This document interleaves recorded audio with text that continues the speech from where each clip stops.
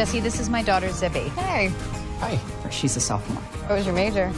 I was English with a minor in history, just to make sure I was fully unemployable. You're like back in college. You're overdressed.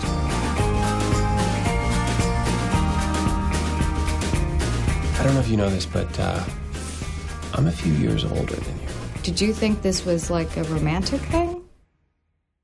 Just kidding. We connect really well, don't you think? I just can't figure out if it's because you're advanced or because I'm stunted.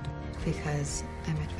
Anybody know what liberal arts degree is exactly? Yeah, it's a clown college degree, Clown college. right? I think it's like the opposite of a conservative arts degree. So if you go to like one of those really hippie schools, they give you a liberal arts degree. Shut up, Brian. Is that not it? I literally don't know. Seriously, at Spill, it's okay to say, I don't know. I don't know. We say that. Je ne sais pas. We say that. We don't say that enough sometimes. Yeah. We got every motherfucker correcting us. We need on to the say it more comments. liberally. I take it, it's one of those degrees where you're well versed in history and English and literature, and you can't get a job doing shit, but either jack of teaching- all shit. Yeah, jack of all shit. Fucking liberals and their arts. It's a socialist degree is what it is. Their goddamn finger paintings. I was hoping I'd learn at least that much seeing the movie, but oh well. Now this movie, I've never seen this guy before, Josh Radnor. Oh, yeah. But man, this kid, he wrote, directed, and stars in this movie. Oh, really? Yeah. Oh, okay. Yeah. I thought it was somebody else directed it, but okay. No. Oh, wow. It's him totally. It's, Wow. But he's a guy who's he's come from academia. He's all about literature. Just loves it, and he's got a job at admissions. Kind of a dead end job. This kind of job you get. It's something. It's admissions. Yeah, yes. admissions. But he hears from an old teacher played by Richard Jenkins, who I like to refer to as the other Bryan Cranston, who's retiring from his job. One of his favorite professors. He's like, hey, they're throwing me a retirement party. I thought it'd be great if I had some of my old students come and just say some nice things about me. Tell some lies or whatever. He's like, man, you my second favorite teacher. You bet. Yeah. And don't forget that this guy is just getting out of divorce too, so he's just happy to be invited anywhere. Yeah, that's right. I forgot about that. Yeah. And so, hey man, back on campus, he's like, wow, I forgot what it was like.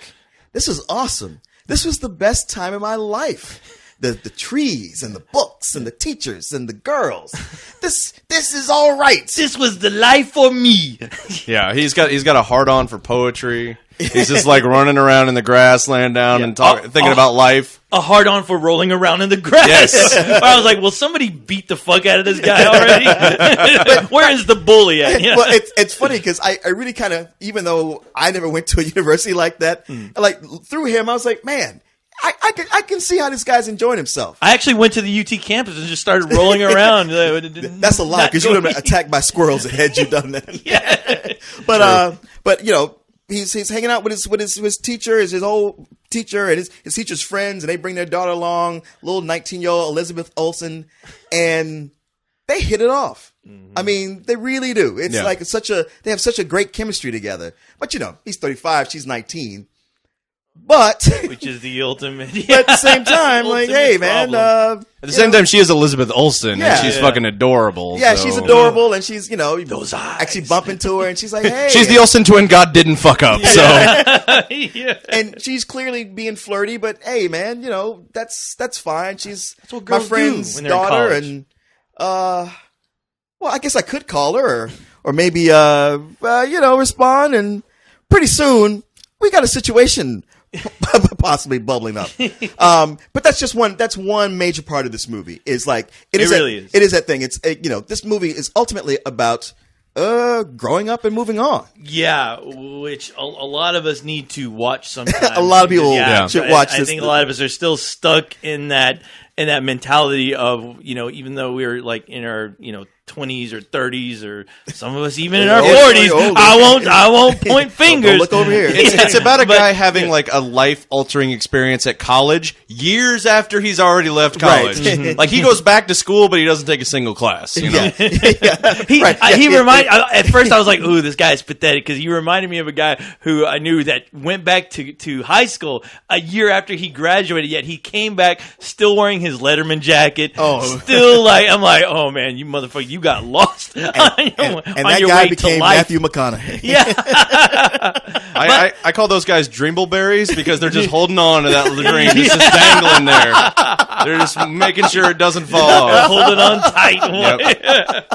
Yeah, but I mean, there is an aspect of where I think it's somewhat relatable. But I mean, the most intriguing thing about this movie was the relationship between him and Elizabeth Olsen. Elizabeth Olsen, which, by the way, this is the first movie I've seen with Elizabeth Olsen. Oh, really? I haven't seen you didn't see her prior Mary, movies. Martha, No. Maybelline, No. Magda, Maybelline, no. Margaret. No, Or but- I'm assuming you didn't see Silent House either. No, I didn't. That's good. I didn't see any of those, and I have to say, she really like blew me away. Oh, Just she's her great. performance was Actually, awesome. Through this whole movie, it was like I saw this right by the tail end of Fantastic Fest. And Fantastic Fest was so much fun. You see so many movies with horror, sci-fi, crime. But you know what? I was like so refreshed to see just an adult movie. It's a palate cleanser. Yeah, it was. Yeah. That's exactly what I said about it. And not in that way, like, oh, I need to get the fantastic stink off of me. But I was like, you know what? It was just nice to see something like this. Yeah. And that was really well acted and so maturely written. I was like, wow, this is a movie for adults. Because any other movie, the relationship between Josh Radnor and Elizabeth Olsen, it would have been pretty salacious. With them running around, having sex, and going, oh my God, what are we going to do? We got to stop this. A very Lolita type situation, yeah. Yeah, and it never quite devolves into that. And you really feel for them because they have this genuine chemistry, and you can see, like, yeah, I've been, I'll say me, everybody's been in this position where, like, wow, there's this person and we have this thing between us, but they could be married or too young or whatever, where it's like, yeah, when we're together, this is awesome. But there you step back, anybody stepping back looking at it is going like, yeah, dude, but you can't do this. This is not going to be good. And there's so much Yeah. restraint between the two of them. It's not just oh, she's into me, awesome. Well, don't you think you're romanticizing youth a bit much? Yeah, because it's just as hard and annoying to be young as it is to be old, I'm assuming. Not that you're old, because, you're not. Look, I get the whole we're all equal argument, and it's kind of true, but it's also kind of not true. Like, okay, I feel different now than I felt when I was here, and I hate to break this to you, but so will you. I love the scene, and they do this without any dialogue at all, where he's literally just writing numbers. And it's like 35 minus 19, okay, and then he writes when I was, she was, and then he starts doing that, and then he writes when I am, she'll be. And like you see, like on the first part where he says when I was, she was, you can see him just like really like downtrodden. And then as soon as he does the other sections, like, whoa, okay, like he's like weighing the pros and cons without saying a word. It kept making me think, wow, why didn't Bill Murray have a scene like that in Lost in Translation, the whole time. Where I would have loved to have seen the math on that, Well, I think when it's Scarlett Johansson, you don't even bother to do the You math. are unencumbered with morality when it's Scarlett Johansson. I wanted him to write Scarlett Johansson 40, me dead. But I mean that's the part of this movie that I really fell in love with, and maybe because it kind of struck home with me. Because I mean that's what I love about movies, and something that really like resonates, especially if you've ever been in a somewhat relationship with somebody where, sure, you have that age gap, yet I mean you feel a connection that you really don't feel with a lot of people. But at the same time, it becomes a moral issue for you. And how do you go by addressing that? Do you just pretend like, okay, fuck it, I'm having a good time. This isn't going anywhere. But do you do a Billy Brooks and just go, oh, I don't care if it's 20 years difference between us. Yeah. I'm gonna do this anyway. Yeah, I don't give a shit. Do you see my car? Yeah, no. But I mean, there's plenty of beautiful moments like that. Just well written. The best moment for me though was the pivotal part where you see this guy. It finally hits him in the face with the whole age thing. Is that when she introduces him to the Twilight book, even though it's not the Twilight book, but I'm like, it is. But it was scary because I had that very same thing happen to me where Oh, somebody no. I knew was reading that book, and I was like, why are you reading this? And she's like, well, just read it. Everyone can hate something, and when you read it, you're like, okay, and you're just like, why are you reading this, and why am I reading this? Why am I so invested now in this relationship that I've taken myself to that level? They could have totally gone with like she makes him read it, and they could have totally done the thing where he's like, oh, I actually kind of like it. But she's like, and they get into their little book club scene, and she's like, I like it. It's fun. It makes me happy. It's not Tolstoy, but it's not television. And then he just quietly goes, this is the worst book that has ever been written in the English language. I was like, fuck yeah! Oh man! But you know what? That scene actually it evolves into something else at the end of the movie. Oh yeah. And it is one of those things that like really hit me hard. But I was like, wow, a movie that can talk to me in a way where I'm like, okay, maybe I'm not the only person who's had this type of moment, which is why it really like did a number on me. But I mean, there are other things going on in this movie, especially I like the small little subplot they had with the teacher who he was retiring, yet he was afraid of. In some ways, he was afraid of leaving this world that he's just been a part of for so long, and he was like terrified. Oh yeah, and the scenes that was the actor again? What's the Richard Jenkins? Richard Jenkins. Oh man, that guy delivered on such a level. He's great in everything. Yeah, if he were to give a bad performance, that's when I'd be shocked. I mean, you've hit on it. That's what the whole movie's about: is the fear of transition. Like everybody in this movie is dealing with like this big upheaval in their life, and of course, it all centers around a college campus because.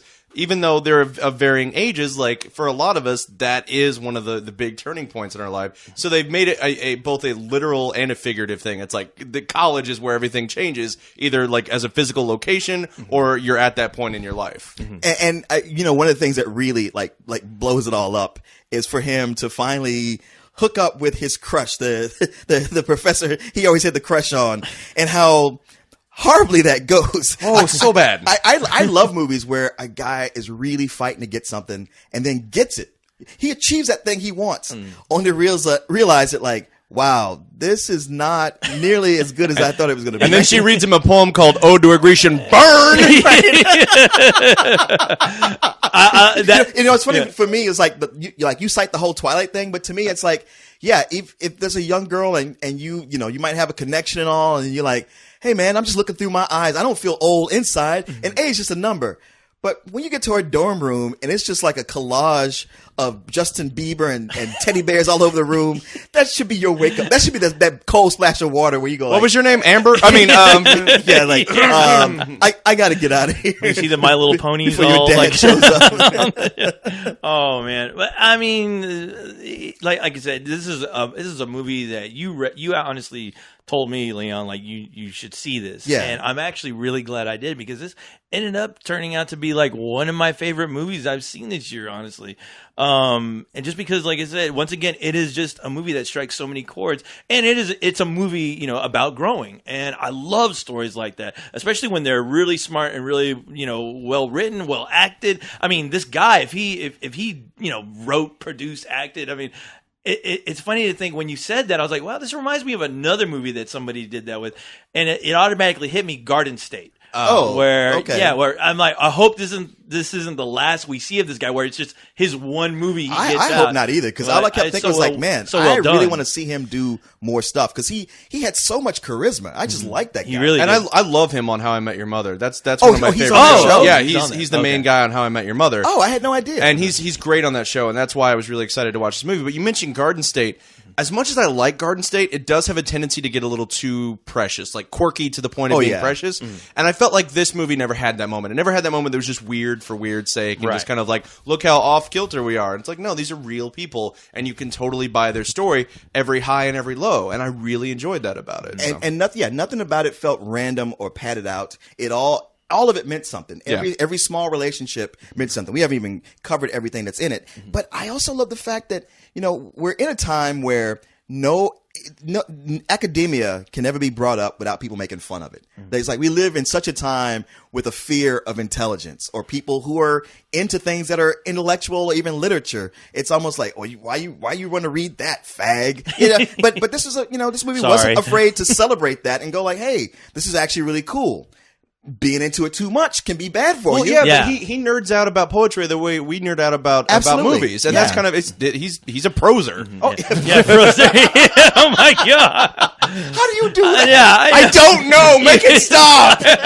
It's like your brain has this dimensional portal to the chaos dimension where the puns just come in. I don't even want to look over the precipice because I'm just going to fall in and never return. I'm like, but oh man. But what you said, one of your favorite movies. Yeah, that's what I thought when it was done. I was like, wow, this is one of my favorite movies I've seen this year, and it may never get recognized anymore, but I could watch it over and over because I loved it just that much.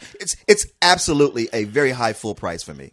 Yeah, I mean, I definitely would give it a full price. I thought everything that needed to work for it to work worked. If that's about as vague as I can be without spoiling much, but like everything clicked along. I thought the performances were great. I thought the story was believable, and yet it didn't have to end the way that it's one of those things I've heard talked about before where filmmakers talk about the ending the audience wants and then the ending they really want. Yeah. And it's like this didn't pacify anybody. It didn't try to, to pander to them. You're right. And it was just slave to the conventions of right, exactly. It was like we're going to end this in the most human way possible and the way that makes sense for all these characters. And frankly, all of them are going to end up in a better place, whether it's the place you wanted them to be or not. So I really appreciate that. Yeah, I would definitely give it a full price. Oh, yeah. And I'm right there with you. I would echo everything you guys just said.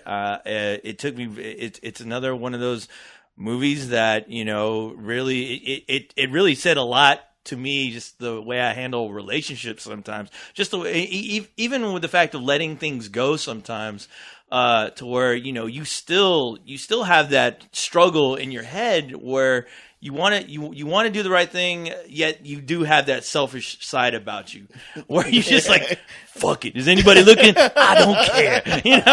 Where it is. How silent can we be in this house? It's funny because it's one thing where like, okay, if he's a 35-year-old guy dating a 19-year-old girl, people will look at him weird, but maybe he could like, I don't care. I'm happy. But when she's the daughter of somebody that's going to be way too sticky to try to carry off. It's like, this is just not going to work, dude. Even when he gets called out on it, like, the fuck are you doing? And he's like, I don't know. Situation like that, I'm like, I don't need that kind of drama. I'll keep my drama to the TV shows I love.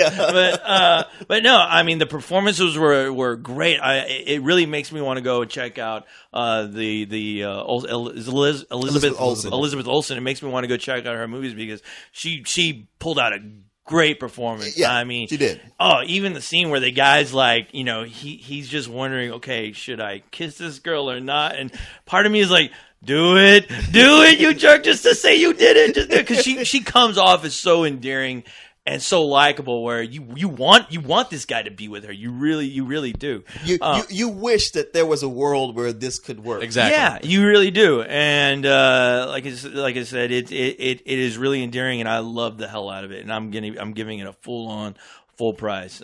Please, like to clean your palette of Oogie Loves and Castle Transylvania, whatever. Go for it. Please.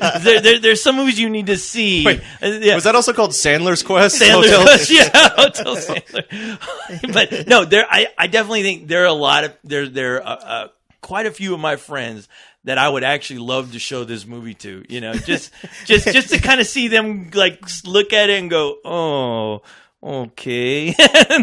Man, your friends be like, he's stupid. I'd hit that. You're absolutely right. If there's grass on the field, play ball. Time to play, yeah. Go ahead and hit that, Nerdsworth. All right, get out of my house. One of the things I loved about being here was the feeling that anything was possible. You get out of school and anything could happen. And then you do get out and life happens. So you're saying I should prepare myself for suckiness? No, a liberal arts education solves all your problems. In a